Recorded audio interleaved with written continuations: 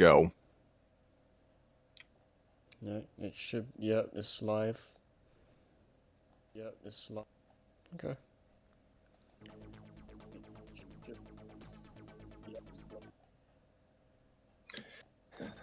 Hello, everyone. My name is Scrappy Fan 92, and this is another episode of Storytime with Scrappy. With us today is Harry. Yeah, I still exist.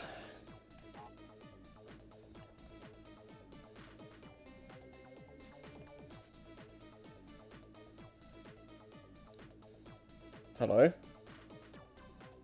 Harry. Dead. Hi. What? Yeah, I just said I exist. Harry.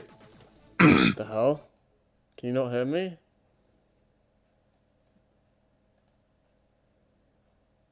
Hey, hello, Harry. Hi. Could you not hear me? For the most part, no. Well, hi. Hello. Tanner is here, and against his better judgment, he will be reprising the role of you-know-who. And thankfully with us here today to take over narration duties tonight is Nova. Hello.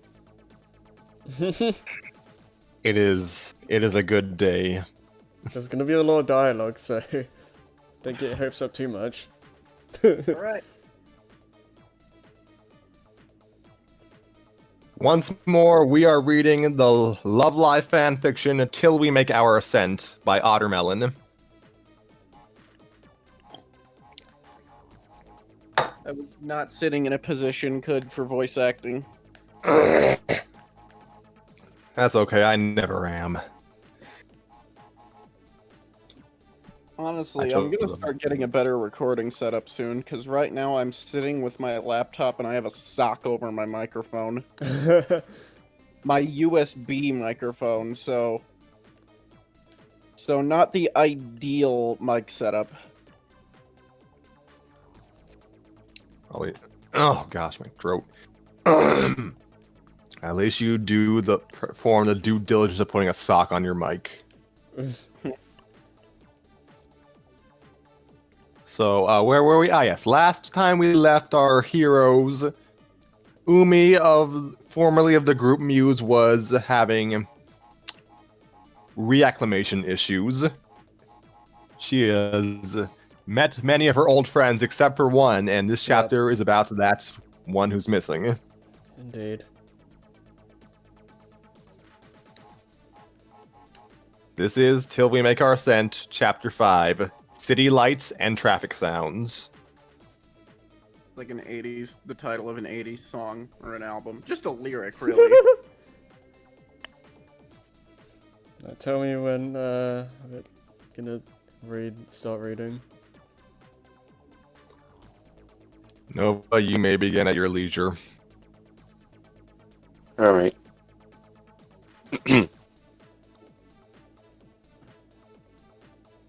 Umi looked up to the sight of the familiar storefront greeting her. Late mornings on weekdays lent themselves to slower business, and Homer's sweet shops was certainly no exception, even with Christmas just 2 days away.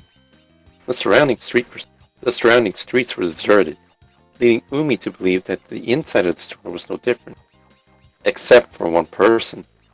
The thought of facing Hanukkah again still terrified her, even though, or perhaps partly due to the fact that more than a year and a half had passed since their last meeting. It didn't help that said last meeting didn't end on particularly good terms. Umi squeezed her eyes shut and inhaled deeply.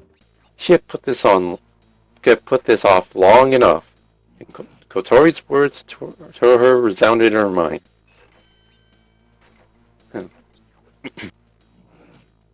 He still wants to see you again. She glanced down, smoothing out her woolen sweater. It was a purely nervous gesture, since she doubted that woolen sweaters were even capable of being wrinkled. Still, she had spent far too much time in front of the mirror earlier that morning, picking out, and rejecting, a number of outfits before remembering that it probably didn't matter what she wore. She was meeting up with her friend, not going on a date.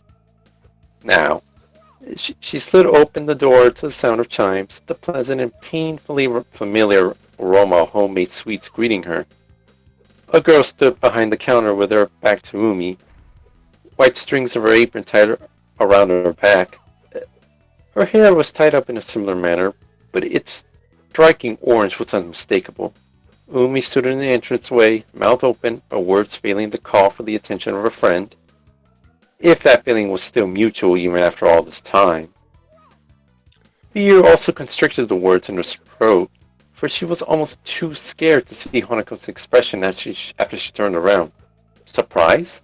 Sadness? Disgust? Imagining those expressions on a face that had been so consistently bright and fearless 2 years ago terrified Umi to the point that her feet almost uprooted her from the entranceway. But the instinct to flee kicked in too late. Honoka turned around, with a rehearsed greeting of welcome to our dying on her lips as their eyes met. She was making it painfully obvious that seeing Umi again shocked her, so Umi herself similarly failed to find anything to say to the situation. They stood there in silence, less than 10 feet and almost 2 years worth of lost time between them. Then...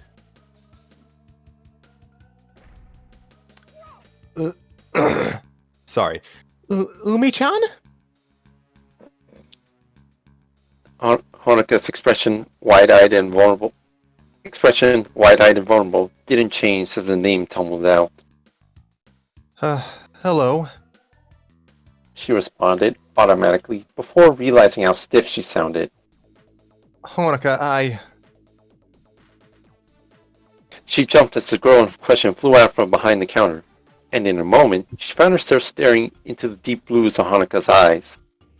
She looked down and saw how, even as Honoka's hands remained firmly rooted to her sides, her fingers, dusty with flour and powdered sugar, twitched achingly. A cruel part of Umi's mind suggested that, perhaps, Honoka wished to throw her arms around her, but instead Umi felt her hands grasped within her friend's own. Oh my gosh! Honoka whispered, her eyes still wide in reverence. You didn't Oh gosh. You didn't tell me you were coming? Slowly, as she raised her joined hands to where Umi could see them, a smile began to tug at the corners of her mouth, but it vanished before it could fully form as a realization took its place. Aren't you...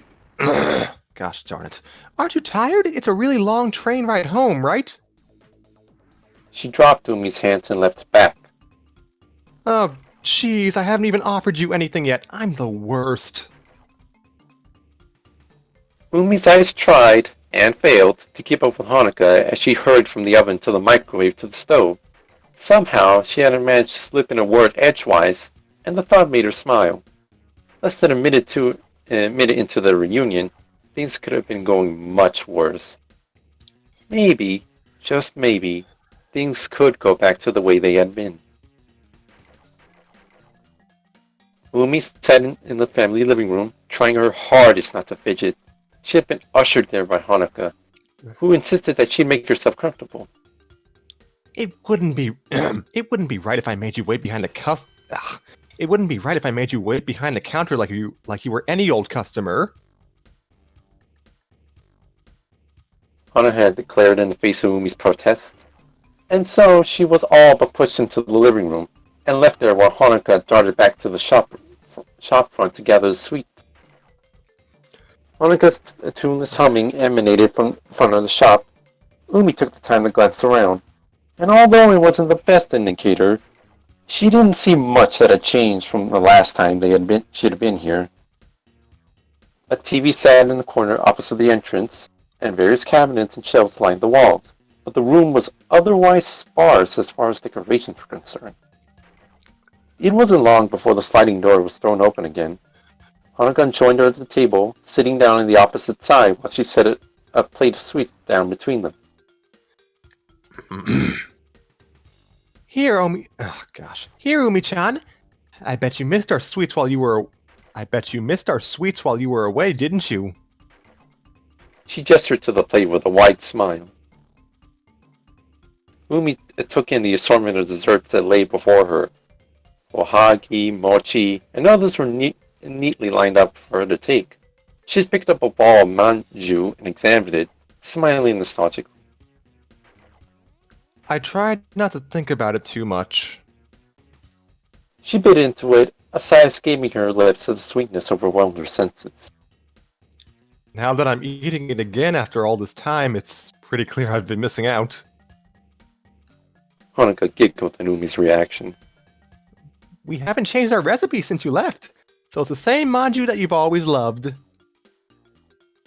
Umi smiled in response and finished the rest of her manju in silence. She had expected Hanukkah to pick up the conversation somewhere, but Hanukkah seemed content to watch her eat. Umi shifted from side to side, casting her eyes about the room. The awkwardness of their situation began to set in.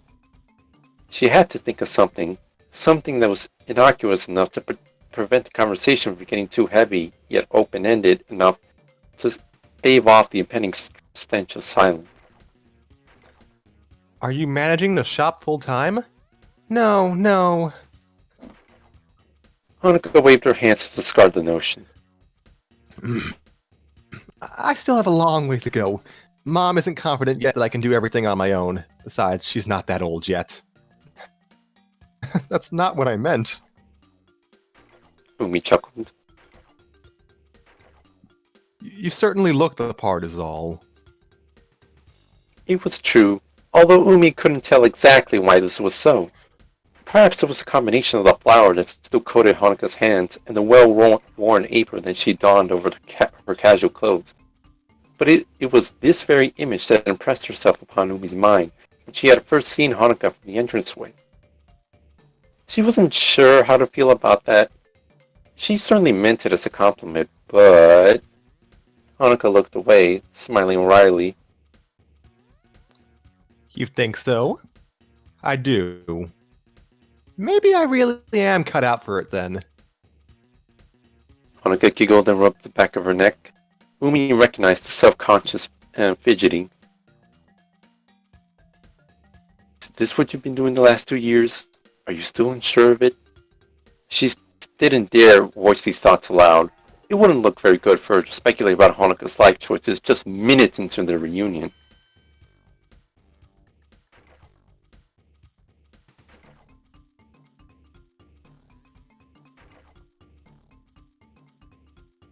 Scrappy, hello?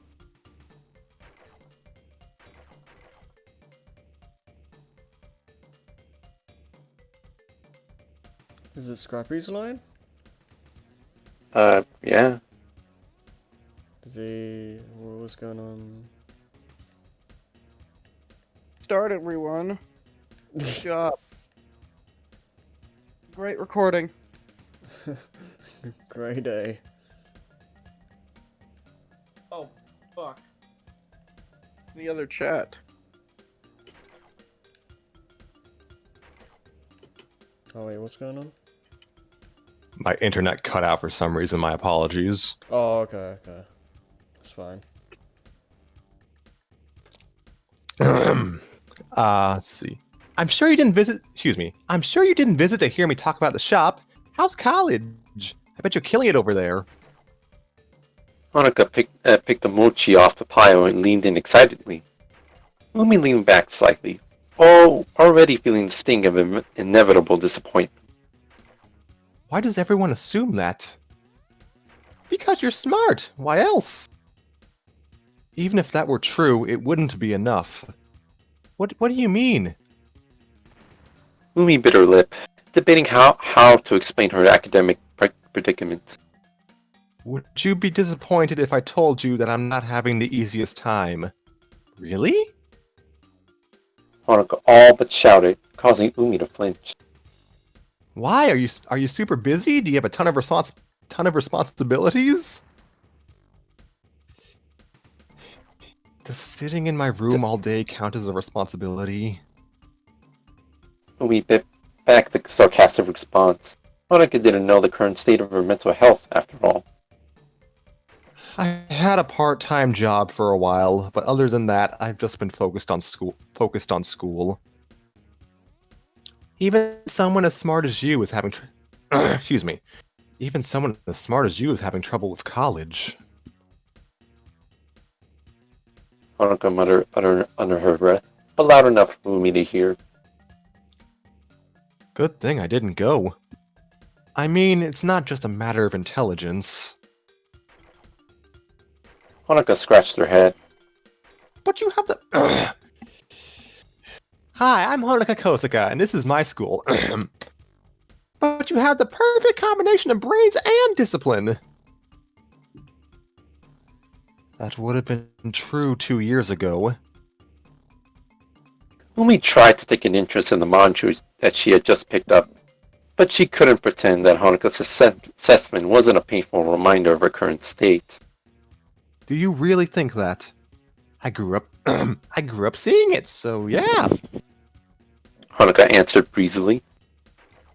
Unless... She didn't continue. Umi was forced to look up, and almost regretted it when she saw Hanuka staring, her head cocked slightly at Umi. Unless what? Umi finally asked. Umi-chan, are you okay? You're asking that out of nowhere. Shamefully, Umi noted that this was the fourth time that the question had been asked of her in some form. Am I really that transparent? Hanuka didn't seem fazed.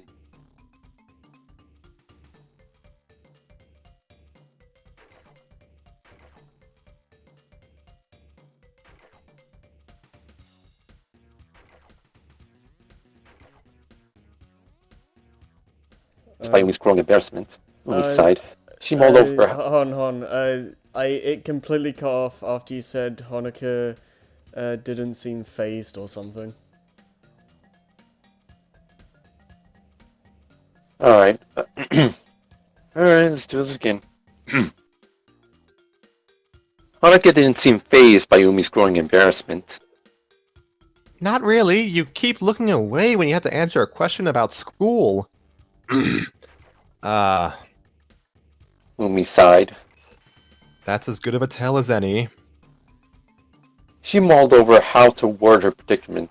Clearly, Hanuka's mental image of Umi was still the star student that she was pre-college.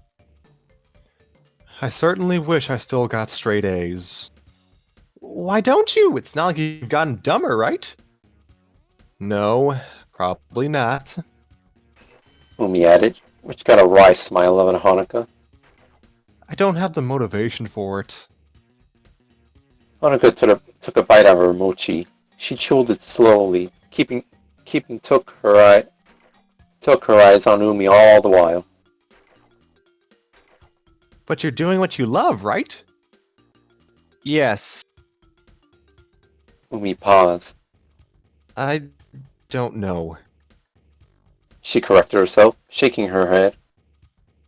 I'd rather do this than study a science or go back home to run my family's business, but... But what? I don't know. She sighed. Sometimes I wish I was in high school again. She looked up to see Hanuka silently regarding her with wide eyes. Umi looked away and picked up another manju off the pile. Wow. She muttered, forcing out an awkward laugh. I didn't mean for this to get so heavy. Sorry. Hanuka's usual cheerful expression returned.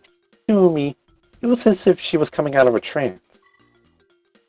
Why are you apologizing? I know I'm unreliable, but I'm always here for you if you need it. I'm the unreliable one. Thank you, Hanuka. Umi said quietly, trying not to let her shame show. I don't deserve that. She stood up abruptly, as her face was starting to redden. Do you mind if I use your bathroom? You don't have to ask. Oh gosh. Hanuka giggled. You remember where it is, right?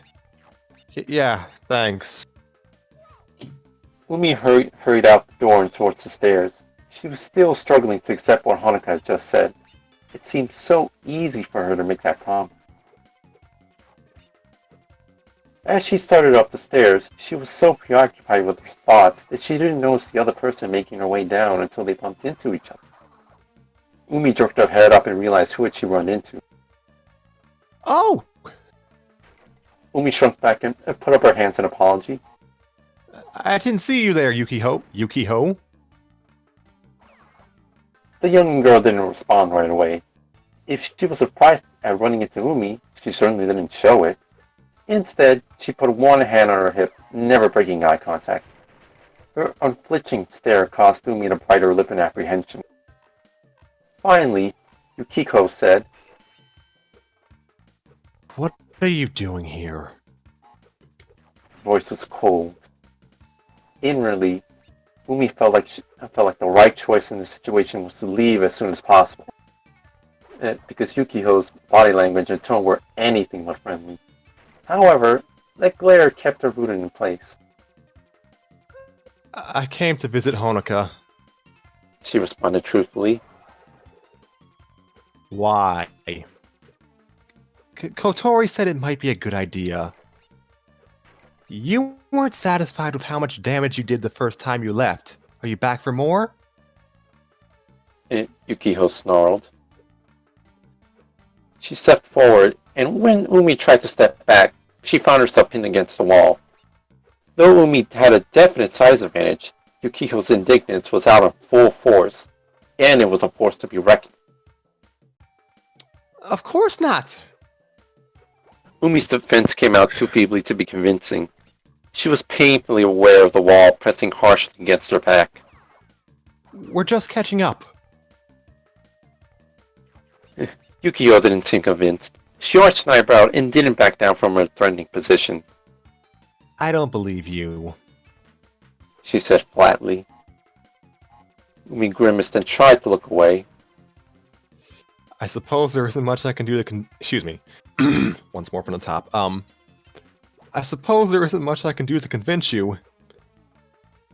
Oni-chan's really forgiven you already? How do you pronounce that? One-chan? Big sister's really forgiven you already?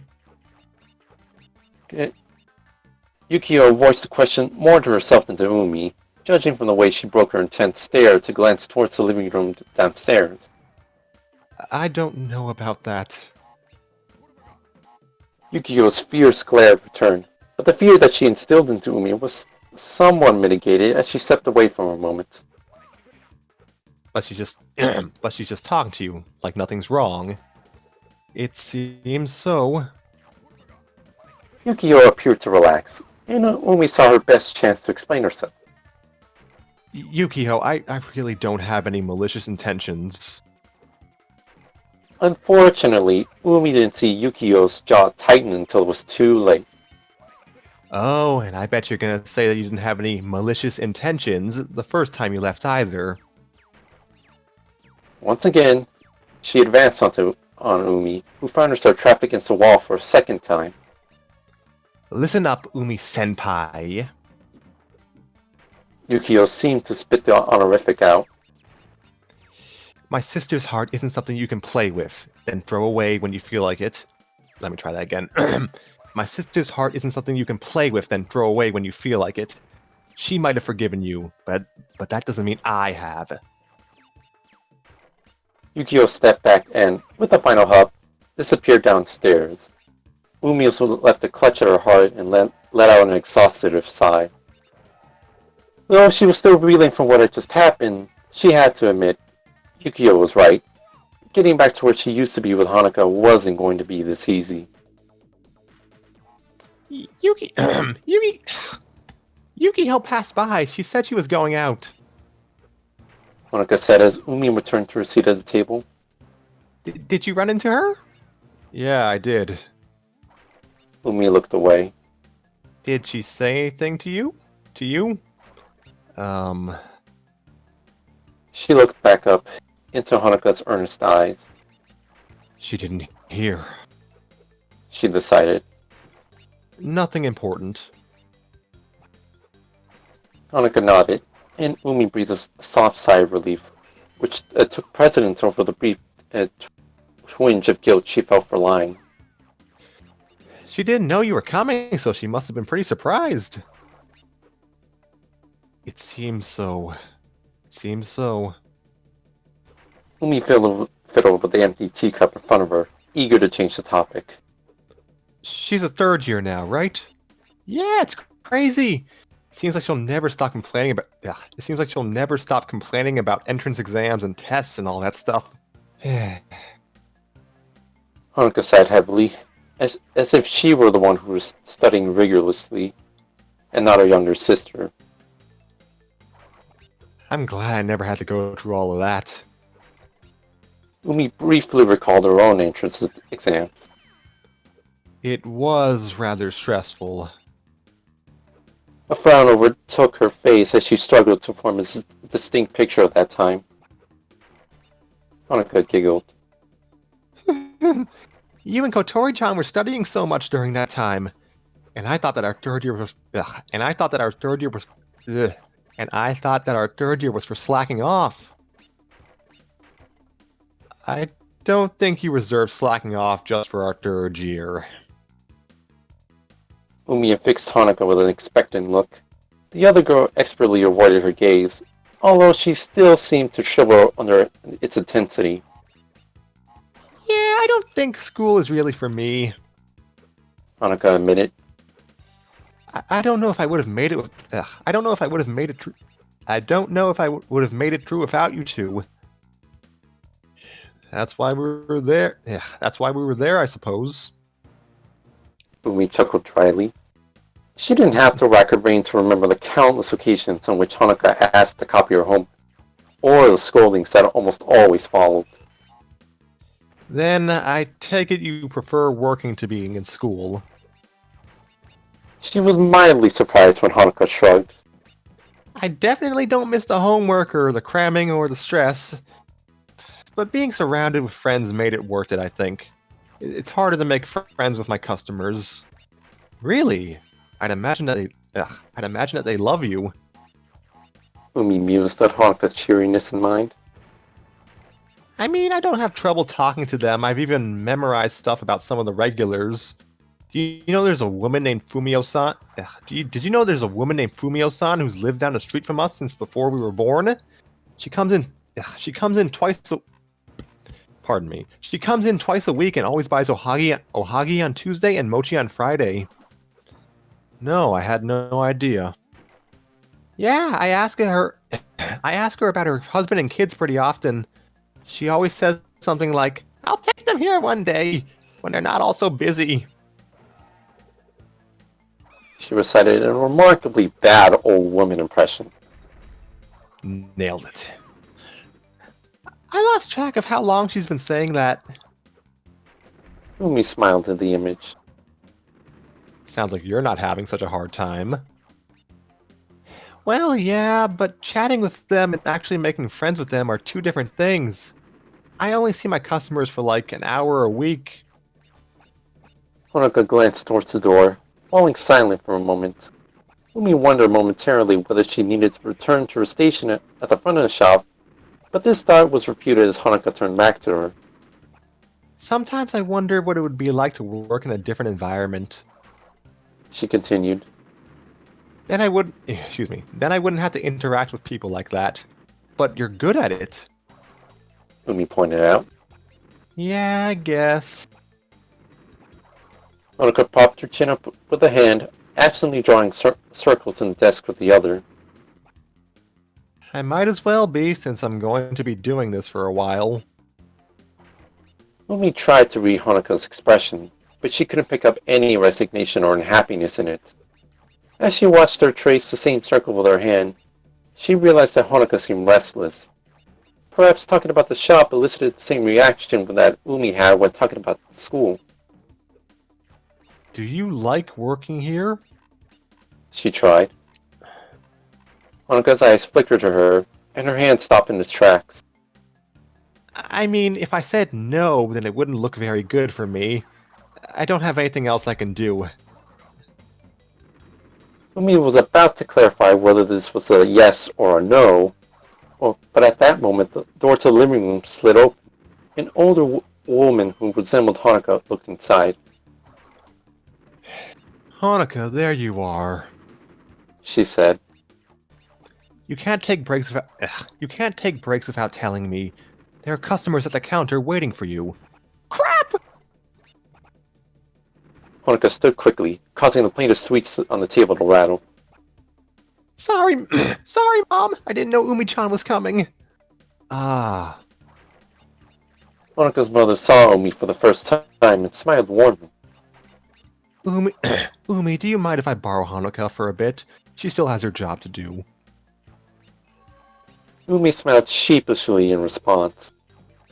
Not at all. I don't want to distract her. In the doorway, Honoka quickly tied the back of her apron up before whipping around to face Umi. Sorry, Umi-chan. She clasped her hands together apologetically. Looks like I had to kick you out, unless you want to stay until closing. It's fine. Umi couldn't imagine what she would do during that time. Then she remembered there was also a possibility of her running into Yukiho again, and she shook her head firmly. Alright, I'll see you tomorrow. With that, Honoka quickly disappeared down the hallway. Her mother, who had watched their exchange, remained in the doorway. She regarded Umi with a curious look, which made Umi shift uncomfortably. It's been a while since you last visited, hasn't it? The older woman asked. Yeah, I've been busy with school. Umi replied. A well-rehearsed response was much easier for her to say than the whole truth. Well, it was nice of you... Excuse me. Well, it was nice of you to drop by despite that. Honoka's still quite the handful, so I hope that didn't shock you. She chuckled. Not at all. Umi returned the laugh. Being away for so long really made me miss her. She misses you too. She talks about you a lot, as if you still live just down the street. Really? In line with what Maki had said a few days ago about how neither Honoka nor Kotori ever talked about her to their mutual friends, this was something of a revelation. That's right. Can you spare the time to come by more often? I think Honoka would appreciate it. She winked. Umi didn't know how to interpret that, but she didn't have to. Honoka's mother took a step out of the doorway, pointing towards the front of the shop. Oh goodness, now I'm the one chatting in the back while customers are waiting for me. She shook her head lightly. You can see yourself out, right? Umi nodded, and Honoka's mother left, calling for her daughter. Umi breathed a long sigh of relief. It was nice not to have Honoka's entire family against her, at least. She pondered the chances of Honoka's mother being aware of their situation, and she stood up to leave. But she couldn't tell based on the one interaction alone. Umi flopped onto her bed with an unceremonious sigh. Perhaps she really had been overthinking everything, as Kotori had suggested. Her reunion with Honoka had proceeded without any major hitches. Sure, there were some moments of awkwardness, and perhaps they skirted around each other a little more than she would have liked, but she certainly preferred that to any of the outcomes that she had conjured in her head. She checked her phone for the first time since leaving her house that morning and was greeted by a message from Maki. Hey, mind if I come over for a bit? Oh, Nico. Wait, you voice Maki now, Tanner? Okay. Didn't I last time? Nico, you were Nico. I know, but I thought I was also Maki. I guess I was wrong. No, I think Umi's more or less been Maki in all of them, but you two can deliberate on that. It's no. Go ahead.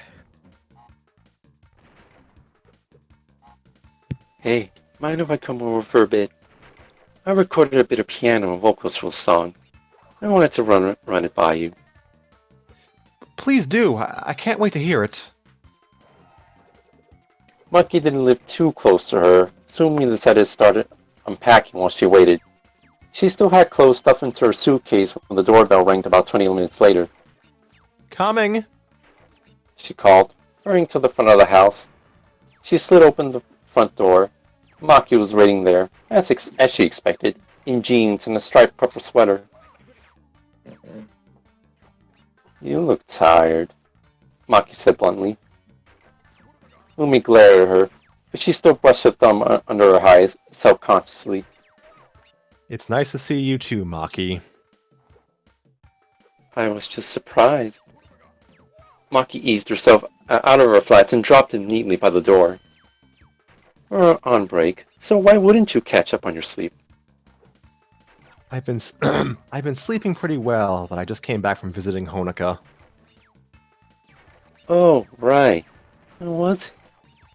It went surprisingly well. Do you want to go? Do you want to go to my room or the living room? Maki glanced to her right. Another brief hallway led to another sliding door. Past the open door was a wide, mostly empty room with rubber mats serving as the floor. Do I have to go through the dojo? Not if we go to my room. Umi chuckled lightly upon seeing Maki's adverse reaction. She turned and led Maki down the other hall. I'm really excited to hear what you've created so far. It's not much, really. Maki stepped into Umi's room and looked around. She only had two places to sit, the desk chair or the bed, and she picked the latter. As she produced an MP3 player from her pocket and unraveled her earbuds, Umi sat next to her. So far, I've only written the piano riff that'll run over the verses and some of the guitar accompaniment. I've recorded myself singing the first verse to see how the vocal melody sounds against the piano and guitar, but you'll still be singing the final version, of course. She offered Umi both earbuds. Umi took one in each hand and tilted her head to affix one to each ear. Once she did, Maki handed her the MP3 player, and a simple press of the play button started the song. As she expected, the piano caught her attention first. Just like she had outlined to Maki on the guitar, the main riff alternated between two chords, and that much was obvious even in this updated version. But that was where the similarities ended. Umi had designated each chord to be played once per measurement, or once for every 3 counts. With that thought in mind, Maki allowed the left hand to play each chord once, while the right hand, the new emphasis of this reworked riff, played brief yet complex run that still fell within that chord's parameters. Umi almost couldn't believe her ears. She looked at Maki, who simply offered her a knowing smile in return. Then, the vocals entered, mixed into the background, but still very apparent. It was Maki's voice, Umi's lyrics, emphatic and pleading. Oh, okay.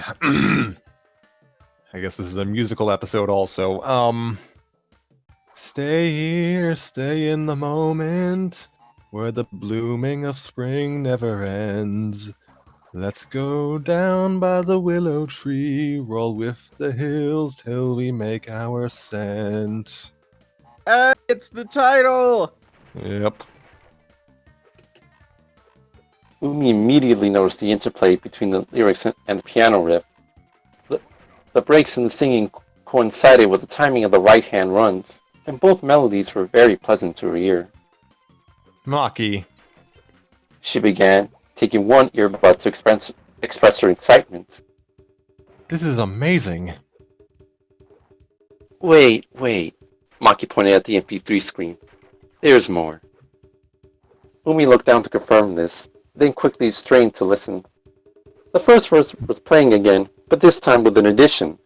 A clean electric guitar played a seemingly haphazard sequence of notes alongside the other 2 tracks. It wasn't significant enough to designate a solo, but it was certainly a far cry from the simple chords that Umi had used the guitar for. The sample ended after the second rendition of the first verse. This is much more than I was expecting.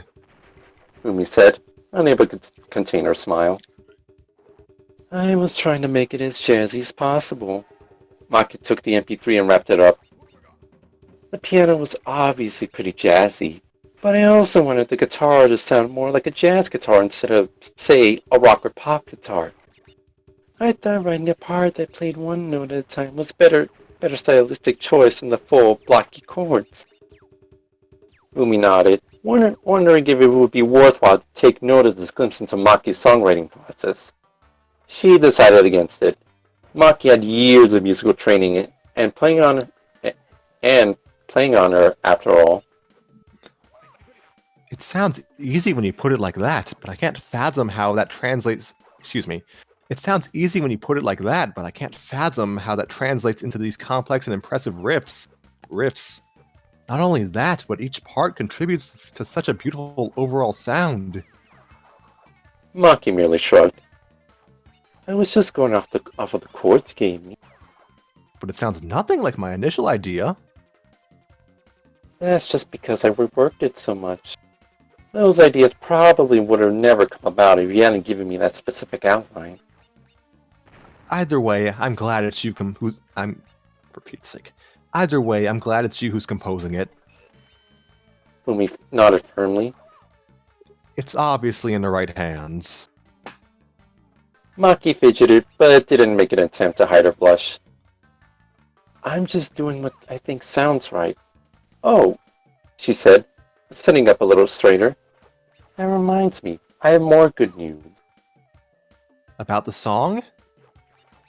Maki nodded. Remember my old piano teacher who was in a band? He replied to my email. His band agreed to record the backing track for a small price. Really? That's great news! Umi How clasped much her will it- hands together.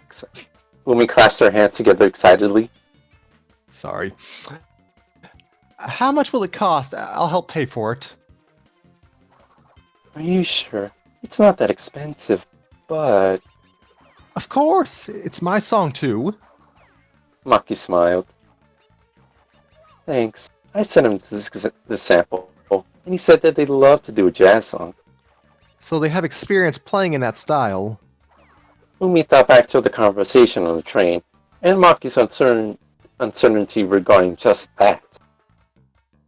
Yeah, they're not a jazz band, but after I told them what my plan for the rest of the arrangement is, he said that it's nothing that they can't do. Umi breathed a sigh of relief. I'm very glad to hear it. I was starting to give serious thought to advertising and promoting on our own. Me too. Now all that's left for me is to write the parts for the rest of the instruments and oversee the recording. Have you started writing those yet? Maki shook her head. I'll probably do the rhythm section first. Drums, then bass. Then I'll save the trumpet for last. Trumpet? You're really going to put a trumpet in the song? Umi asked excitedly. She recalled the irreplaceable presence of the trumpet in many of the jazz standards that she had heard over the past few weeks. I have a couple of ideas for it. Maki seemed to share Umi's excitement, if her own smile was any indicator. Someone in the band plays trumpet too, so I should take advantage of it. To think that this is just a few parts of it. Umi glanced at the MP3 that Maki still held. I can't wait to see the final result. You said you visit Hanukkah today, right? I did. Why? Did you tell her about this? Maki held up the MP3. Ah! Umi lightly slapped herself on the forehead. I totally forgot. Maki raised an eyebrow, and Umi swore she saw a tiny smirk on her face to accompany it. It must have been a pretty engaging visit if you forgot to tell her. Umi frowned. I suppose it was, but why do you say it like that?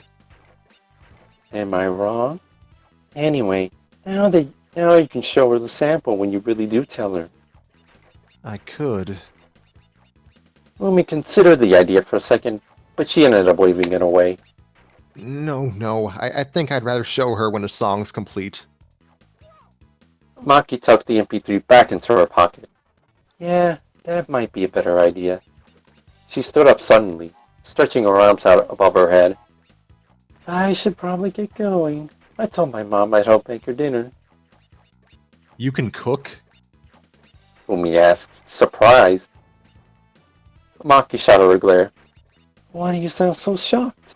I'm trying to learn, so I don't end up eating noodles or making you cook for me every day. The pleasure's all mine, but it's good to learn. Umi laughed. She stood up as well to see Maki out. I'll keep you updated. The way it's going, will definitely be done before Christmas break is over. Maki said once they had reached the front door. She slid it open, giving Umi a brief wave as her way of saying goodbye. I'm looking forward to it.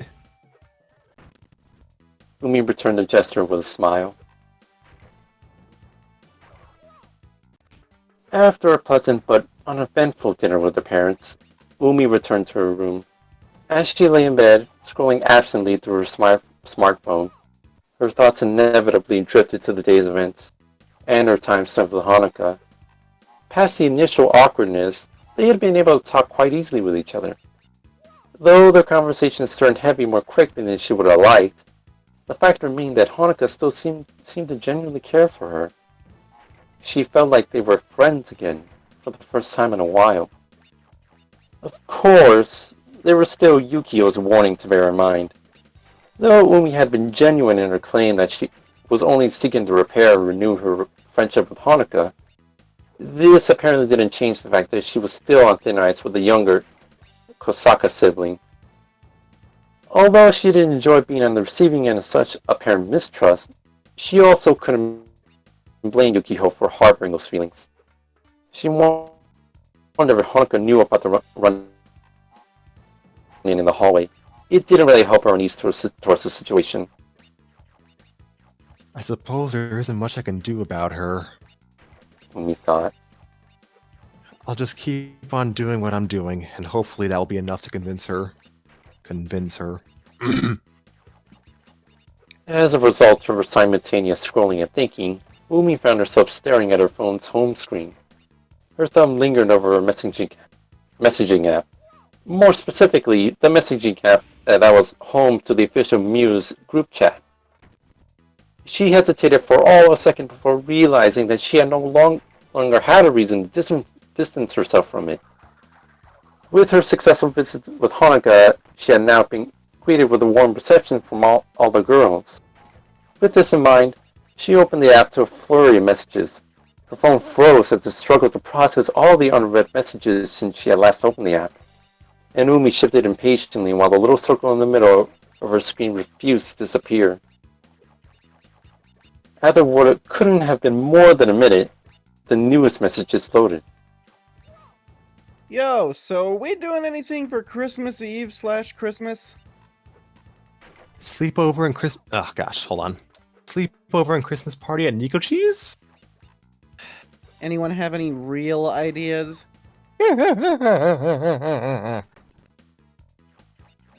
Weren't we just going into town to see the Christmas lights? Says Ellie. Oh, yeah, I guess that's fine.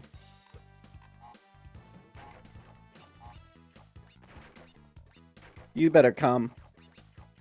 I can see you reading our messages. What? Instinctually, Umi clicked the home button and exited out the app. Are read receipts on by default? She knew that Nico didn't mean to embarrass her, but being targeted like that only increased her aversion to replying. Reminding herself that she had promised to spend more time with the girls, she opened the app again and typed in her reply. Yes, I'll be there. What time are we meeting up? I'm still working after Christmas Eve, so I'm not free until after 7. Okay, I can do that. Yay, Umi-chan's coming. Hey! Alright, let me try Bryn. Ugh. Yeah! Good job. The warm responses brought a small smile to Umi's face. As she What does it glanced say, at the Tanner? time. I was saying shit, I was wondering if I was gonna be in this episode. Alright, thanks. Sorry, Nova, you can resume. Alright. The warm responses brought a small smile to Umi's face. She glanced at the time and was shocked to see that it was almost midnight. When did it get so late? She decided to retire for the night. Umi sat up and reached for the lamp on her nightstand, but before she could turn it off, a gentle rattling at her window caught her attention. She turned to see the cause and almost screamed when she saw someone standing outside her room. Upon catching her attention, the figure waved at her as if it was completely normal to stand outside her window at this hour. It took Umi a moment to realize that this person outside was actually a very familiar intruder. Honoka! She shouted, flustered. What are you doing? In a very non-Umi voice. What are you doing? She stormed to the window and threw it open, ignoring the harsh chill that invaded her room as a result. Is it so hard to use the front door? Honoka didn't appear fazed by Umi's indignance. She glanced around fervently, then leaned in and hissed. Shh! I don't think your parents would want you out of the house right now. Out of the house? You don't want to go somewhere, do you? She looked Honoka up and down with a skeptic eye. The other girl still wore her pajama pants under a glaringly mismatched sweater. I do. Honoka clenched her hands into fists and nodded convincingly. You're asking me to sneak out. Umi asked. Once again, Honoka gave her a firm nod of response. It'd be just like old times. It can't wait until tomorrow. Umi glanced towards her alarm clock, which confirmed that it was even closer to midnight. And my parents might not be asleep yet. It's important to me, you know? Honoka's tone gave her pause. She'd heard Honoka say things like this before, but this time was different. Gone was the thoughtless impulse, the disdain for consequence that Umi had attributed many of Honoka's past actions to. In its place was a disquieting solemnness, and as Umi looked into Honoka's earnest eyes, she realized that this request was something more akin to a plea. Or, if she were to take up the idea one step further, a cry for help. She cleared her throat. Where do you want to go? Honoka brightened immediately. To the school! Ugh.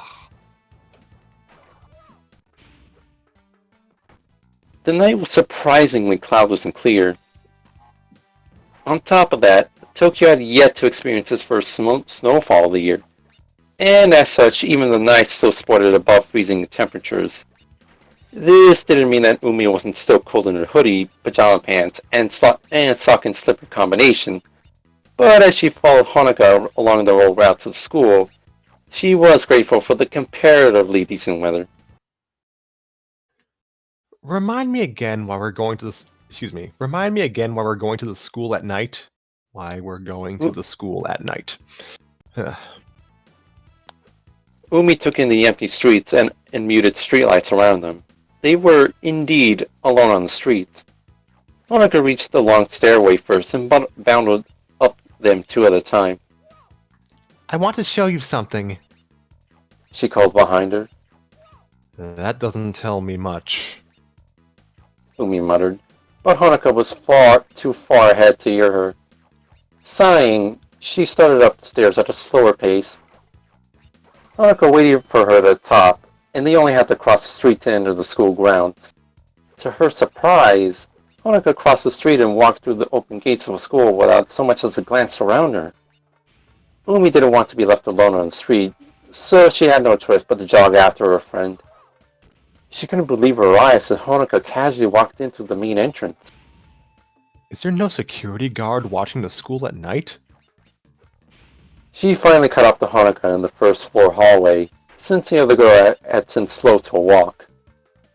Honoka, I really don't think this is a good idea. Umi had to deliver her scolding in a low, harsh whisper, because the taps of their slippers against the tile echoed throughout the dark hallway. This disrupted the silence of the school at night, a silence that Umi was ashamed to break. What if we get caught?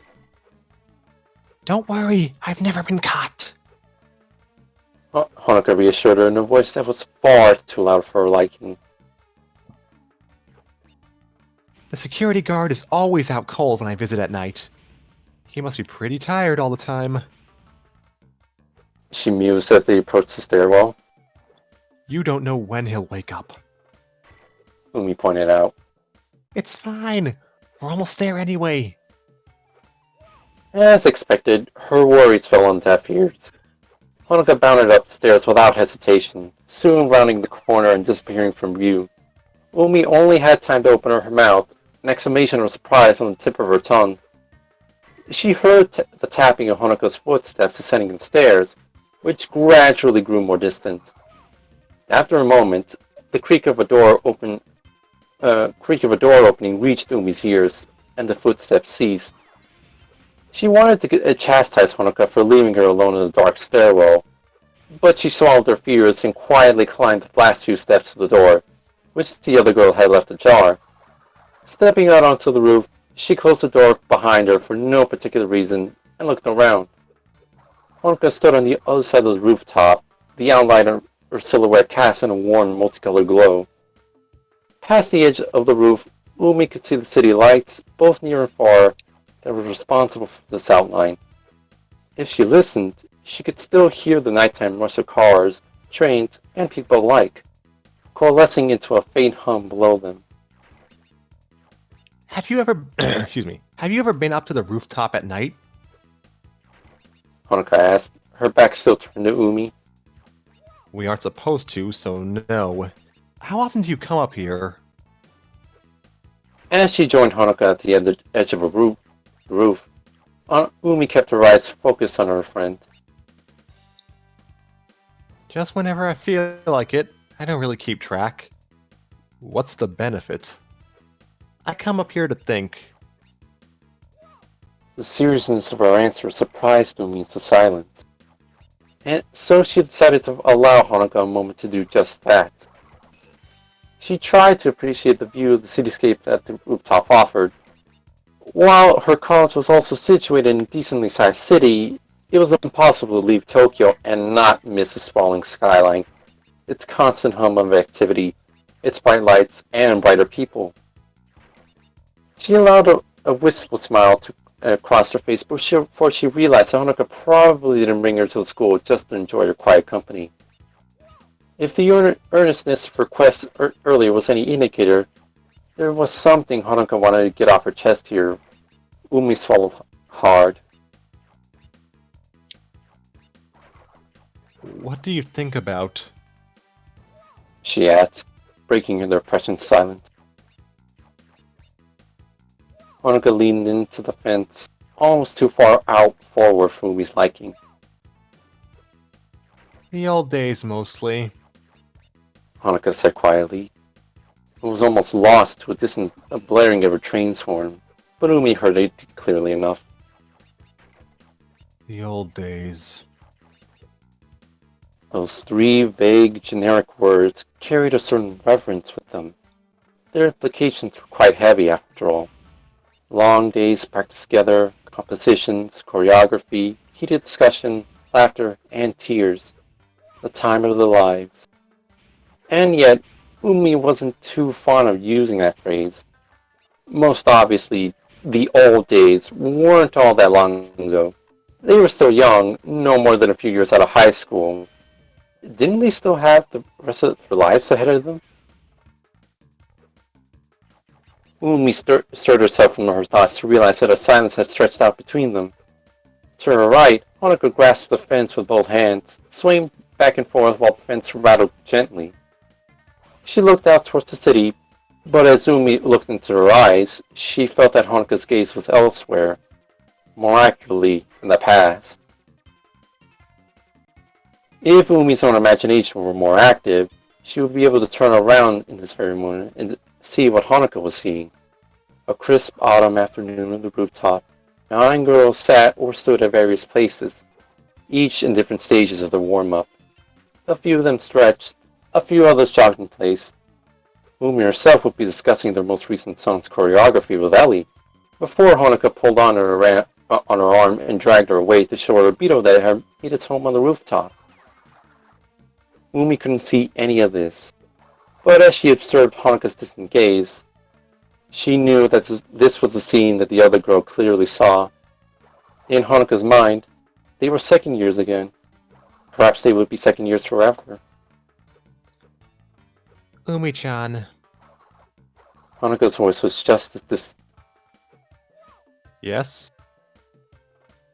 Do you want to inherit your family's dojo? Umi glanced sharply at Honoka upon hearing the question, but the other girl's eyes were still fixated on the past. That's a rather loaded question. Excuse me. That's a rather loaded question. Yeah, sorry. The apology sounded tacked on and not all that sincere. Umi sighed, figured that Honoka still waited an answer. I want to because there's no one else to do it. That's enough for you? She had a feeling that she knew where Honoka was going with this. A more selfish part of me wants to pursue a different career path. Like writing. The wind picked up. Umi was unpleasantly reminded that her oversized hoodie still wasn't enough to shield her from the cold. Yes, Mother tells me that I can do that while running the dojo, but I'm not so sure. Ah, Honoka seemed to realize how inadequate of a response that was, because an awkward chuckle immediately followed. sorry for asking such a weird question. I just wanted to know if I wasn't alone in thinking stuff like that. Umi flushed with embarrassment as her intended compliment earlier that day about how Honoka in her work outfit was fitting returned to the forefront of her mind. There was no doubt that Honoka hadn't taken too kindly to that descriptor. She was just pretending to accept it. Umi thought, burning with shame. Does that mean you don't want to run the shop? She asked. Well... Honoka rocked gently against the fence as she contemplated her answer. I don't know. It's a long story. Can I start from the beginning? Umi didn't know exactly what the beginning meant, but she figured she would find out soon enough. Go ahead. Honoka took a deep breath. When she spoke, it was uncharacteristically soft, but Umi didn't have the strength to hear her. I think the only thing I've wanted out of my life is to have fun. You know that. Even if it was at the expense of my family, or my teachers, or you and Kotori-chan. I thought that was the point of being young. The hard stuff could come later. While Umi waited for her to continue, Honoka let out a long sigh. She turned around and pressed her back against the fence, leaning heavily into it.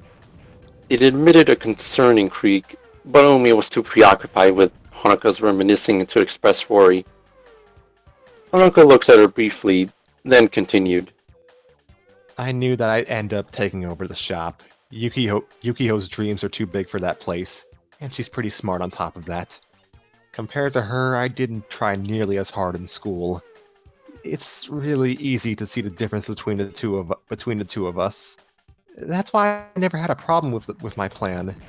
I don't need much math or literature or whatever for it, and it's better than sitting through chemistry class or doing something else that I'm not good at.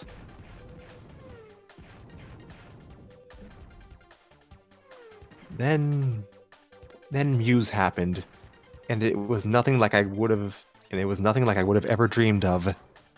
When we were starting out, I didn't think too many people would notice us. But before I knew it, people were looking up to me. They cheered me on. They expected something from me. Can you believe it?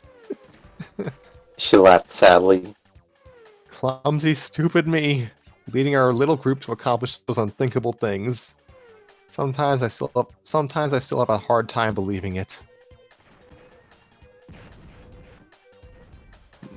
More importantly than that, Muse became something that was bigger than me or you or any of us. There were days that we'd be practicing on the rooftop like usual, but I just wanted to stop everything and Honoka paused, scoffing her slipper against the ground. maybe I wanted to take a picture of that moment, but even that wouldn't do the trick. I wanted to remember what we did. Honoka fell silent. What do you mean? Umi knew that Honoka meant more than simply keeping their accomplishments in her memories. How do I say it? Honoka took a moment to think. Umi saw the city reflected in her eyes. More than saving the school or winning the Love Live, I wanted to remember our feelings, like the feeling that like the feeling that there won't ever be a group as unlikely as ours, or the feeling that we were in the prime of our youth, something cheesy like that. Her smile was somewhat embarrassed.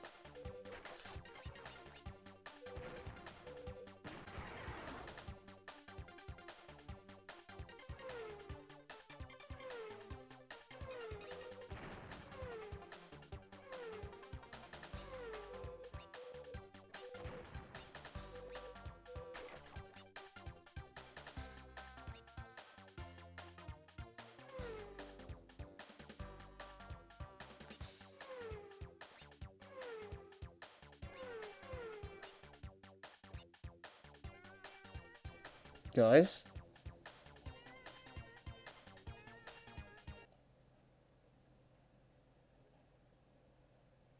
Hello?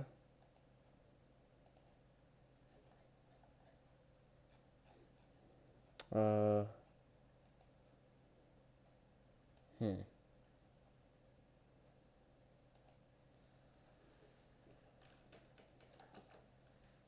Oh, wait, I can't hear any of you guys right now.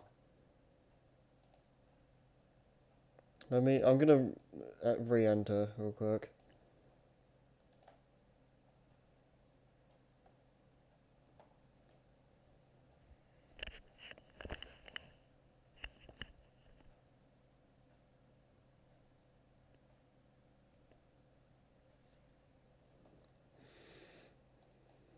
No route, what the hell?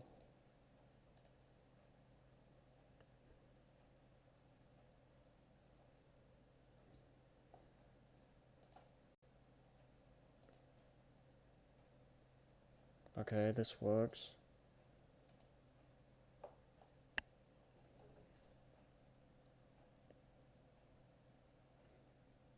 What the hell?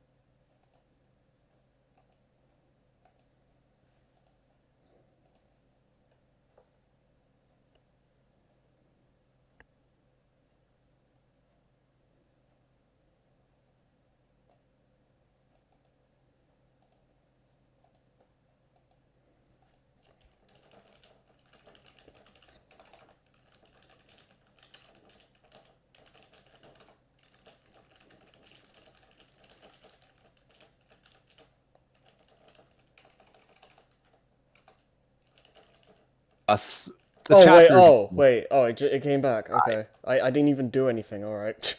I was gonna say, the last thing I heard was, something about, something being cheesy, or something like that. Yeah, well, I heard it. I think did the recording and pick it up. I I heard don't I heard think it'd be a burden. I heard Scrappy say like something cheesy like that or whatever, and then everything just kind of died after that. Mm. Oh gosh. Alright, let's take it from the top. Her smile was somewhat embarrassed. I feel like I've used up a lifetime. For Pete's sake. I feel like I've used up a lifetime's worth of good luck. Performing songs and having such an effect on people was something else. But even just being with you all, it was more than I could have ever wanted. I never wanted it to end. She shook her head, letting out a long sigh. And just like that, it was over. I don't think I'll ever experience something like that again. I can't help but ask myself, is that it? Is that the highest we'll go? She was now smiling wryly, and she shot Umi a look to match. When it's all over, high school might be the best time of my life. It's like I'm the main character of some anime or something. Ho ho ho ho! Meta humor. What's up? The thought made Umi vaguely uncomfortable. I don't know how I feel about running the shop now. I wouldn't trade our time for. Excuse me. I wouldn't trade our time and muse for the world, but if this is all that I'm left with. Umi drew her arms closer to herself, unable to find the right words to console Honoka. Does that mean you regret our decision to disband? That's the thing. We made that decision together, which I think was the right thing to do. It would have gotten so much harder if we'd stayed together. The official idol business has got to be harsher than what we're doing. She laughed humorously. It made Umi shiver. She heard plenty of happy laughs and a fair share of sad laughs from Honoka too, but this empty laugh seemed so unnatural. I feel so selfish when I think about the old days, but I can't help myself. I mean, what do I have to look forward to? Once I get a bit older, Mom will probably start bugging me about kids to pass a shop down to, and then I'll have to marry some guy. Umi felt as though they were still rather young to be talking about marriage, but Honoka didn't seem to share her sentiment as she continued. The rest of you girls aren't like me. You have so much to look forward to, careers to start, better friends to make, people to fall in love with. I can tell when we all hang out or when we're talking in the group chat. Let me try that again. I can tell when we all hang out or when we're talking in the group chat. Ellie Chan's talking about studying abroad. Nico-chan hasn't let her own dreams die. Maki-chan's going to be a doctor. She counted each person off on her hand. When I see what they're doing with their lives, I can't bring up the old days. Because they're moving on to better things. One particular detail made Umi's eyes widen in concern. You haven't talked to the others about any of this?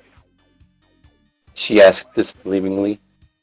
Honoka seemed to recognize the alarm in Umi's voice. She turned away and sheepishly rubbed the back of her neck. Nope. They tell me that I'm stuck in the past.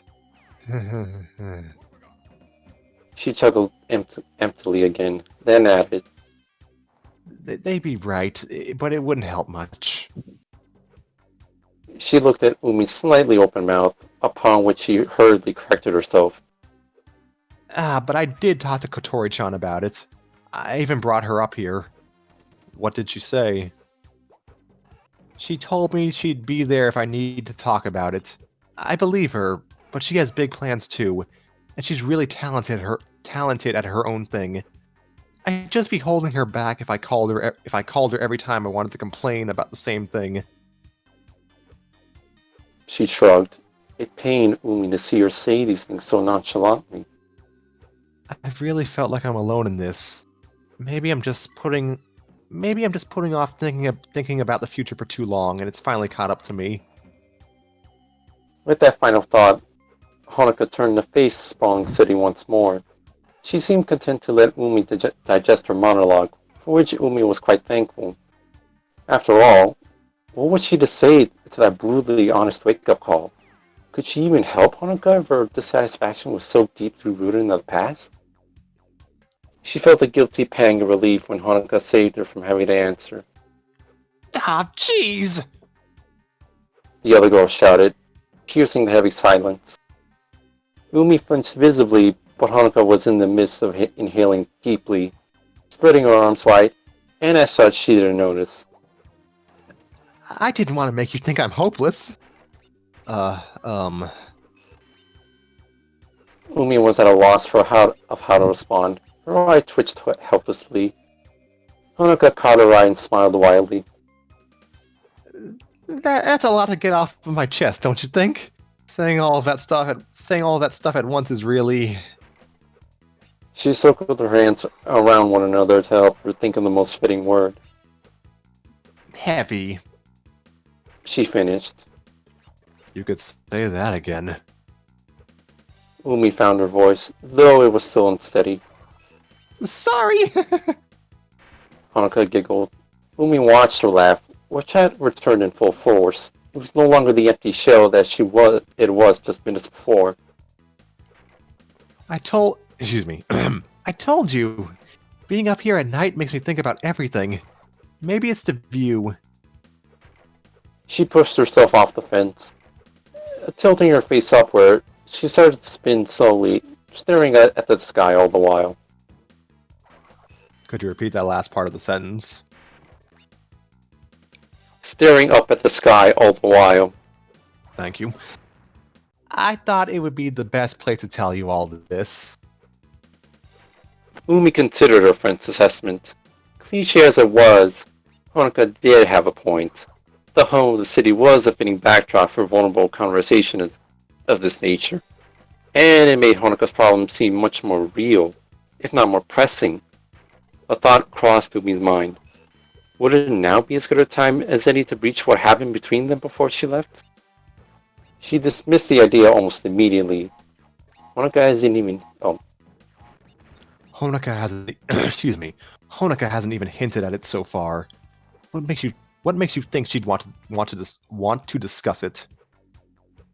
she asked herself. It would just be a painful reminder of both of our mistakes.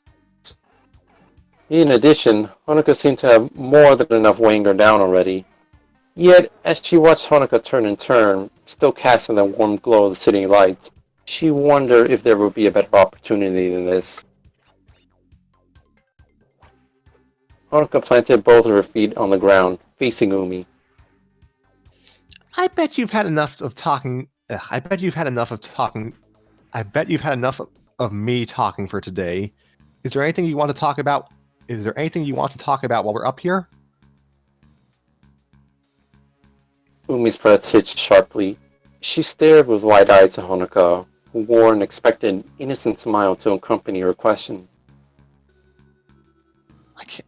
I can't ask her. Not if she smiles at me like that. How Honoka could smile like she did, how she could laugh like she did, on the heels of such an unabashed confession about the state of her life was completely beyond Umi. Was it just an act? Then she remembered Maki's advice to her. Well, She began, looking up at the sky and hoping to see what Honoka saw. it's been a while, but I'm writing a song. No! Since when? Since about a month ago. Umi quickly replayed the past month's events in her head.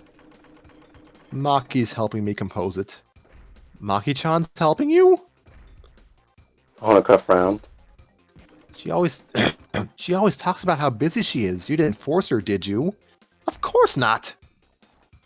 Umi balked at the suggestion, but paused as the nature of requests to Maki a month prior came into focus. I mean, it's true that I didn't have. Excuse me. I mean, it's true that I didn't have anyone else to ask. So she took pity on you. No. Umi responded, perhaps too quickly. She was skeptical at first, but she's having a good time writing it now.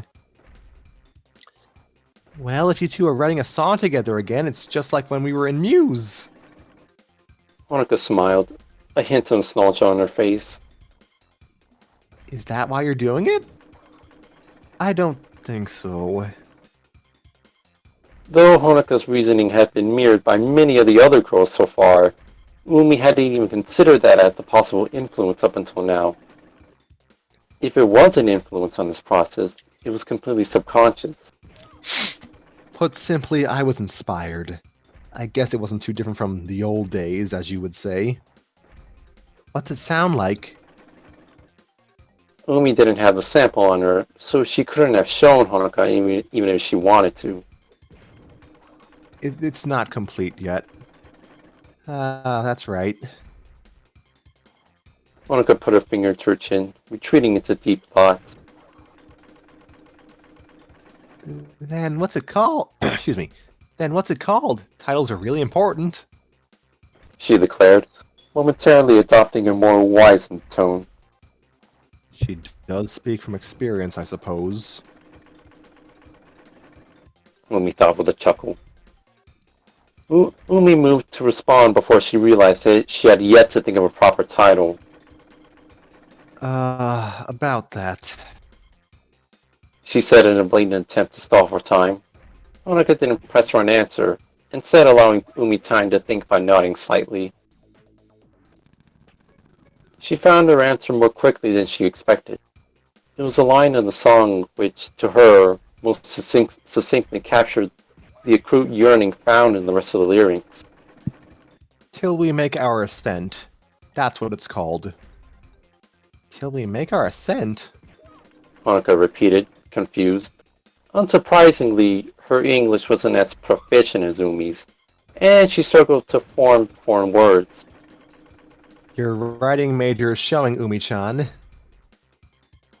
She flashed a teasing grin at Umi. What's that supposed to mean? Defensiveness crept into Umi's voice. Nothing at all. Honoka's hands flew up to either side of her face, a pacifying gesture.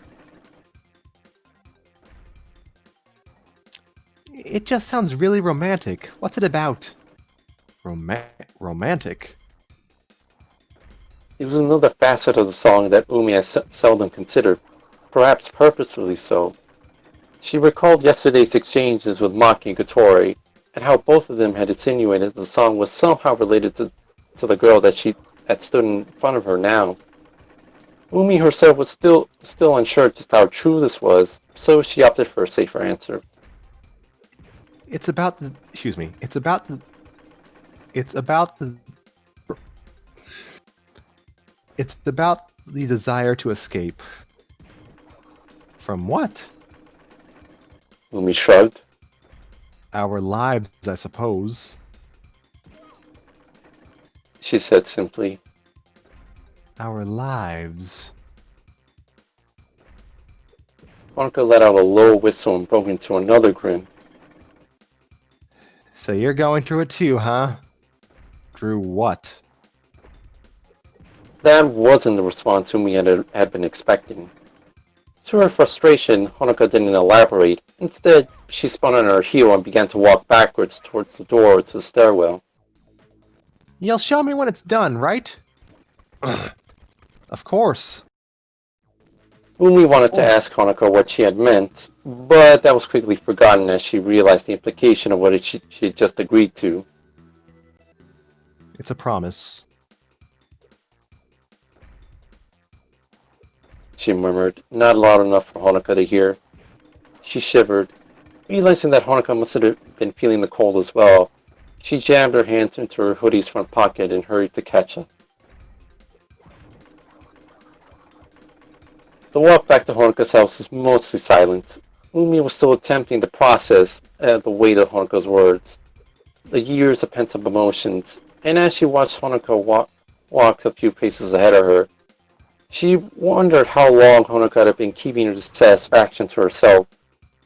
From what Honoka had told her, and from her own interactions with the rest of the family, almost no one knew to the extent of her longing for a time that was long gone. It was quite the dilemma. No wonder she's so frustrated frustrated with herself. Umi thought. However, when he stopped in front of the shop and Honoka turned around, she was still smiling. Thanks for... Excuse me. Nova, Tanner, you're handling Hanukkah next time. Thanks for listening to me talk and talk. She said. I didn't mind. Honoka wasn't hiding the fact that she was staring. Umi looked down to the ground, rubbing her neck. It was nice to see you again.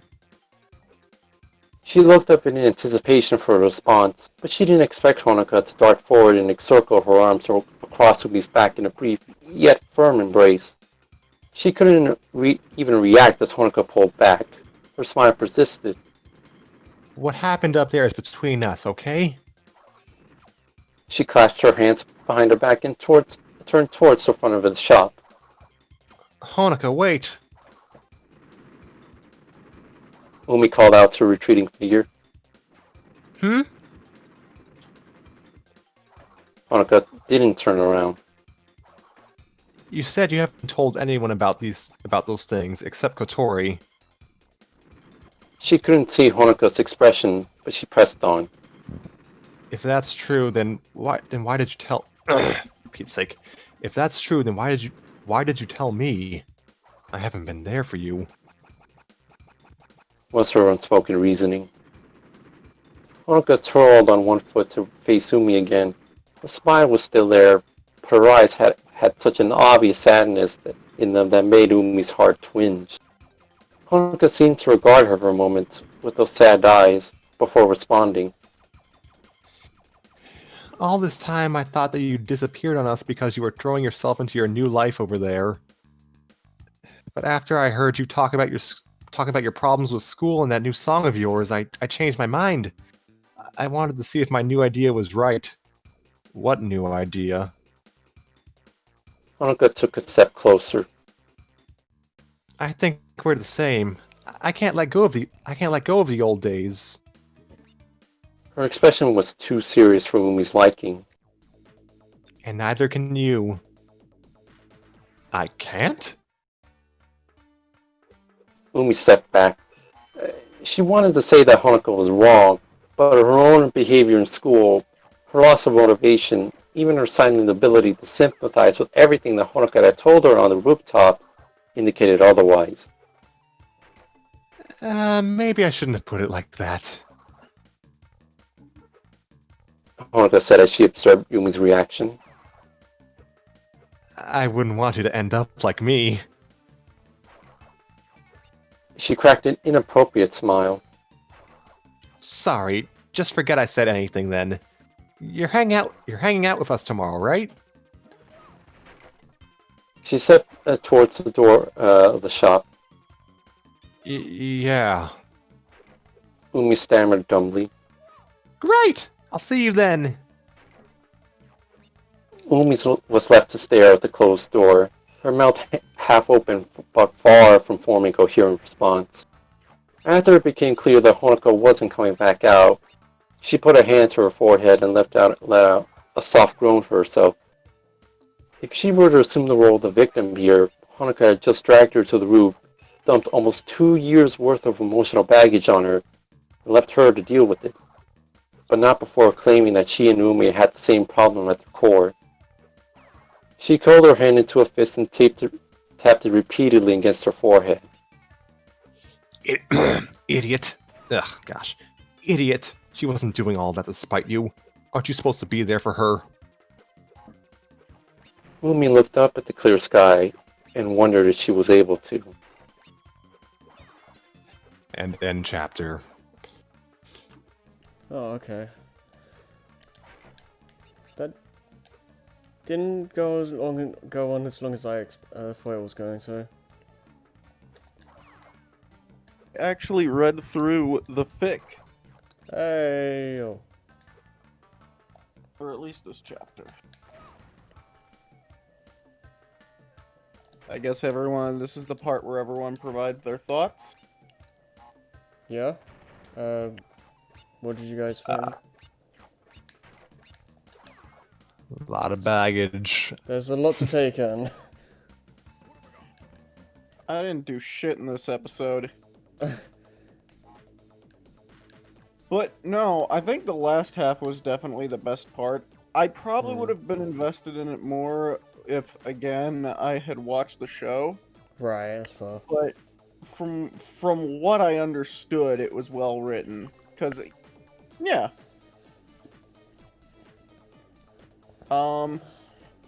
Yeah. I like seeing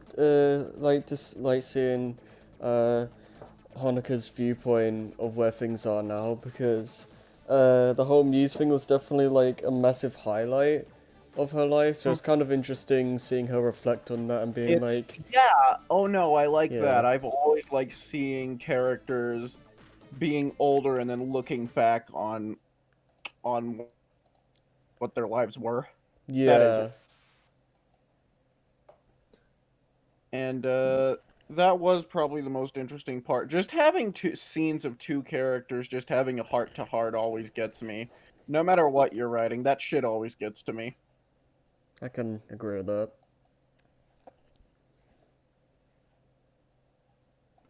What about you, Scrappy and Nova? What was I gonna say? Yeah. Pardon me. I didn't narrate. My throat's still scorched. It was well written, and it was nice to see Hanukkah again because it's in universe. It's been a while, and even out of universe, it's been a while. um, I would go more in depth, but A, I'm tired, and B, there are parts of this show I just don't know. So parts of it just didn't leave the impact I feel like it should have left, but that's purely because of where I'm coming from. that's fair. Hanukkah has definitely become more introspective with the passage of time. Good for her, cause good for her. Even I have gained perspective after leaving high school, which was more than 6 years ago. Oh my gosh. Um, I feel like her lampshading that she effectively peaked in high school is. I feel like that can resonate with more people, with a lot of people, whether they want to admit it or not. And I don't know. It feels like they leaned on the fourth wall a bit when they were mentioning the anime thing. Yeah, that was a very they were wink, wink, nudge, nudge. Shy of breaking that. Yeah. Uh, And also like naming the song, the title of the fanfic, which I mean, yeah. Oh, we got a title dropped, baby. Oh, it said the thing. Yes. What was I gonna say? I mean, this is. And as far as anime is concerned, you generally do peak in high school, but pretty much. Yeah, but no, I liked it what it was doing thematically, and I can imagine a lot of people connecting to it. this would have hit me a lot harder if I had read it like shortly after going to college. Oh, yeah. And honestly, that was probably the most relatable part because right now I'm having struggles with college. So Umi was incredibly relatable from that angle.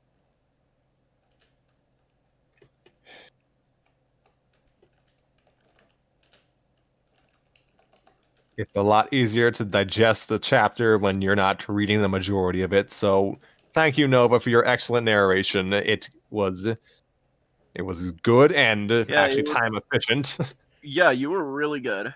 Yeah, you did a really good Why, job thank you. narrating the episode. Yep. Why, thank you. Yeah, Tanner, you're voicing Hanukkah next time because I can't. That'll feel- actually give me something to do other than twiddle my thumbs and listen. I feel like we should balance out the who voices which characters, because yeah, Tanner didn't get a lot of time to do that this time. Even then, Nico wasn't doing anything particularly interesting in this one. Yeah, I know she has a chapter where she has a decently sized role, but I don't remember how far that is. Like, it might be the next one or the one after that. And But I want to go deeper with analysis. I don't know why I'm incapable of it right now, other than the fact that I'm a fucking idiot. Or you're still coming off of the hangover. Oh yeah, because I was really drunk earlier. I don't even know how I got that drunk because I don't know why it's specifically two cranberry vodkas that do it. Because I can drink anything else and be fine. It's specifically those.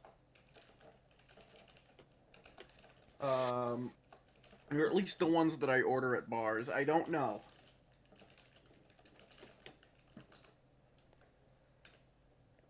But I dropped.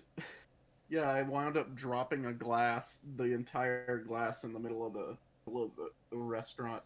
I was at Buffalo Wild Wings.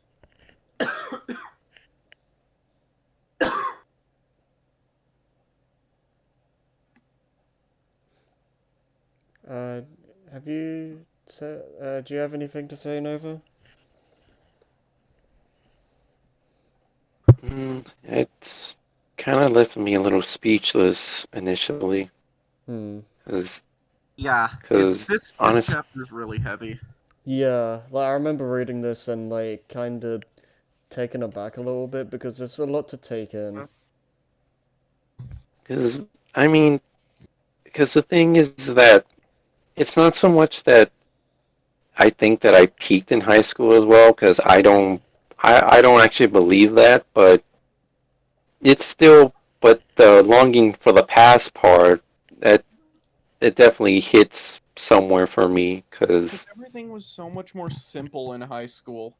Hmm. But once you get out of high school, you realize that the world is nowhere near as simple as high school makes it.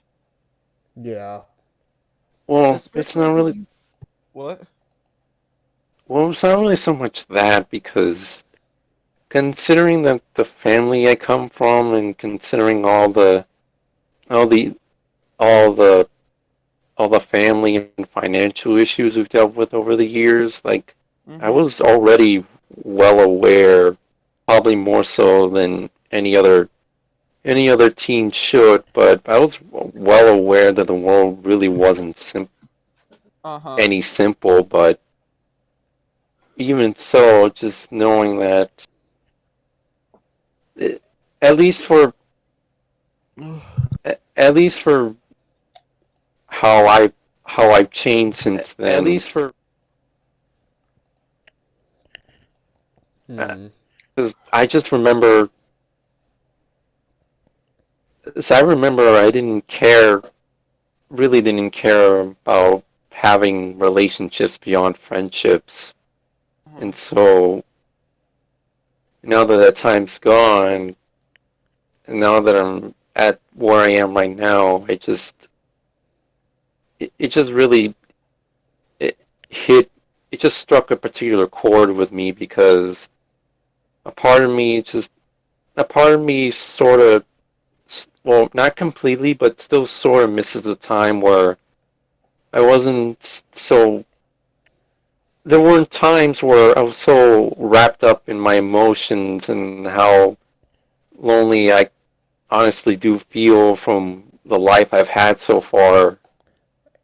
I miss the times when I didn't have to deal with that, and I was just more so I was just more so a teen that was just, but wasn't pretending to be woke or anything, but was at least well aware that of all the crap that's in the world, and how life just Uh-huh. really isn't too simple for a lot of people nowadays.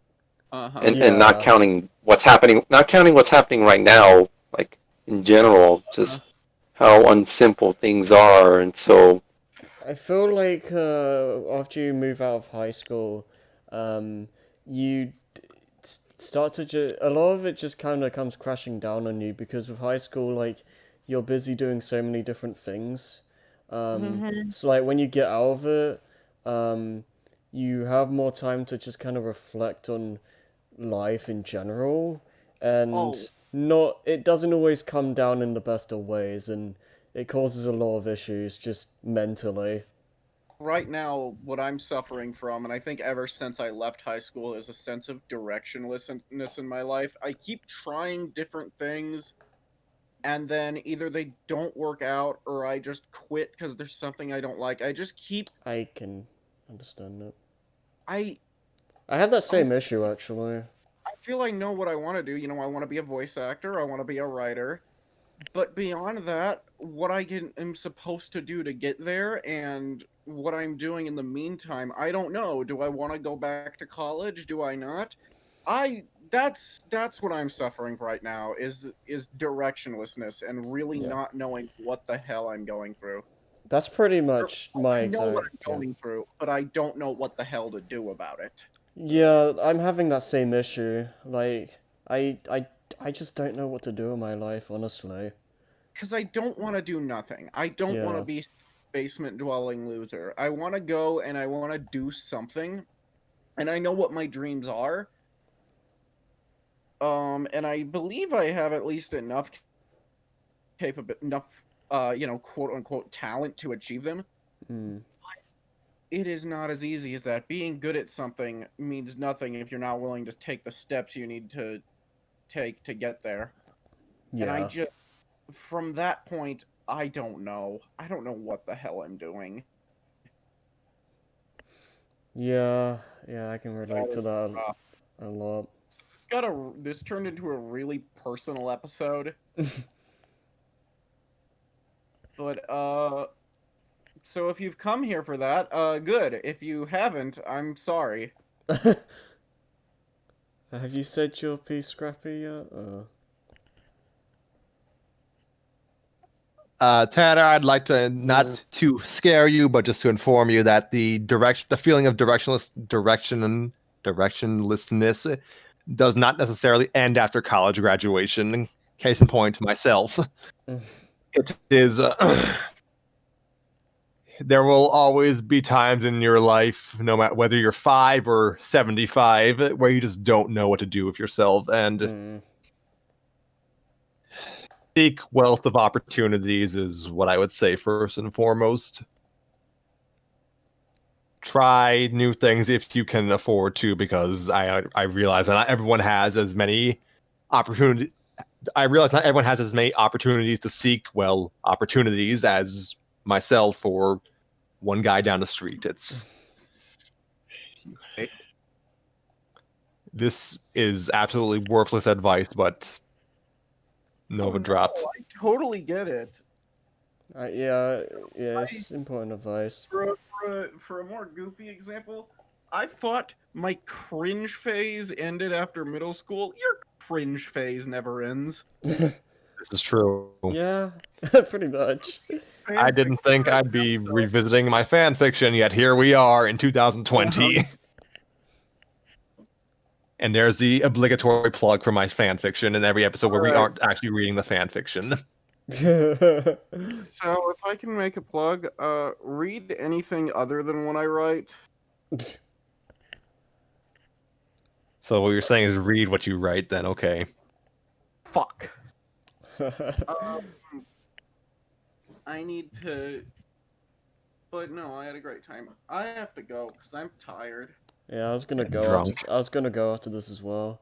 Any other closing thoughts, or are you done?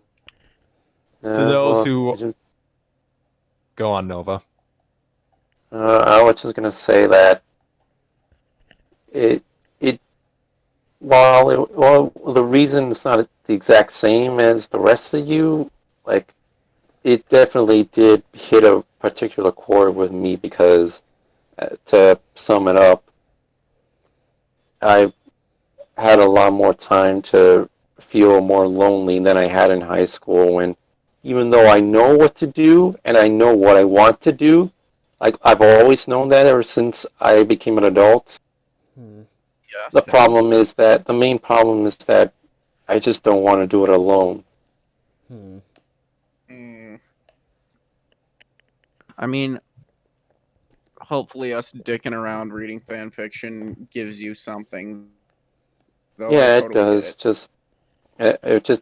And it's not to discredit all the fun we've had so far. It's just I want something even deeper than that. That's all. Right. Yeah. Yeah, that makes sense. You need something to make your life feel fulfilling in your own way. I need that too. I Yeah. would never like propose this as a substitute for deep, intimate human connection. No, well, I mean, like, You guys don't come here for that. You come here for stupid jokes. well, I mean, this to be fair. By the way, did not make. I made like 3 jokes in this episode. 2 of them may be funny. Nah, that's pushing it. No, because this is one of the things I look forward to the most nowadays. So that has to count for something. Yeah. Yes, but we're in a pandemic, Harry. It's not Well, fair. that's yeah, many that helps. There's not really much we can do at the moment, so just having something to look forward to is just nice. When do you guys want to meet next? Well, that would honestly depend on who's available when. Since we ostensibly go on a 1 to 2 week schedule, but we've been kind of belting them out weekly at this point, we can. It'll basically be either this next Monday or the Monday after that. And maybe I'll actually be able to critique this beyond. It was good as a bugalo. Yeah. I didn't realize. Yeah, I need to talk quietly. My mother's probably sleeping and probably hates me for doing this stuff at 11 o'clock. Sorry, mommy. What was I gonna say? Yeah, I didn't realize until the chapter ended that I basically did every character role except Nico. My apologies, Tanner. It's cool.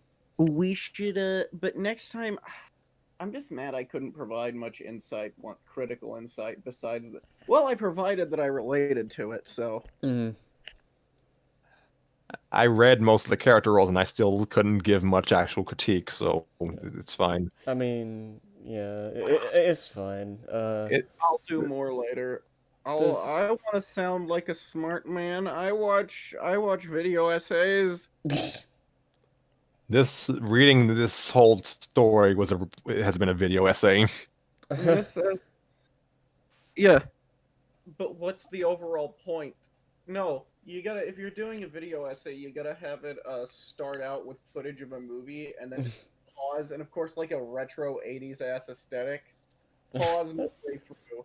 Oh my Did you god. know something about this scene? Let me tell you something about this scene. Oh gosh. It's like how in English, like they constantly had to, they constantly paused the movie every like two seconds. Like, what's going on here? What's this mean? It's like, I saw like 5 seconds. Calm down. What am I supposed to glean from that? Yeah. Oh gosh, you're giving. See, I wanted to get away from school, but this story and all of this is just washing the memories back on me. Yeah. Wearing a white shirt. What does this mean? It means that he put on a fucking white shirt. I don't know. I Those are get that nice. you want me to analyze that on a deeper level, but some things in a story aren't meant to be that. Yeah. Sometimes the curtains are just blue. So, analyze every like single detail. And I feel like the things that should be analyzed are things like character interactions, because those are actually human and people can connect and provide insight on those. What's a human? I've been wondering that. We found him! Everybody, we found him! I'm calling the CIA right now. I'm calling. So, yes, folks, we thank you for indulging us and welcoming us into your homes once more, and for Outside of your house now, Scrappy. and we thank you for letting us go on our letting us tell our personal stories, as this story about anime idols connected with us apparently. And that's really what Storytime with Scrappy is all about. Yeah. if I can say We- like something, just quickly with Watermelon, like, just the way you've wrote this was, done in uh, done in a very good place of respect, and the way it's written is, for the source material. yeah, and like the way you've written this is, I think very respectful, and it's really relatable to pretty much all of us here, and it's it definitely just shows the quality of this because it was done in a way that works in universe, and it also just can connect with people in general. Like you don't even need to know anything about Love Live. It's just like a subject matter that's just gonna connect with pretty much anyone, and I think in general you did a really good job here. this this story is like the proof that anime should do more stories about college. Yeah, I'd agree with that. Really resonated with me. This like there's kind of a John Hughes quality to the story, which I think is I was interesting. thinking that's what I was, especially on the roof. Hmm. Especially the roof. Oh. All right, I have to go now. All right. Yeah, I think we've said our pieces. We thank you for having us, and we will convene probably next week. We'll see. No one knows anymore. Time has lost all meaning. Yeah, no, I woke up at like 1 today and then went to a dentist appointment and then I ate and I got drunk. Oh boy. That's all I've done today. That's more than I've done today, so good for you. We thank you, folks, and we wish you good health and a good night. All right. Good night. Goodbye for now, I guess. You know, we had like just an hour, 33 minutes, and then we spent like another 20 on post dots.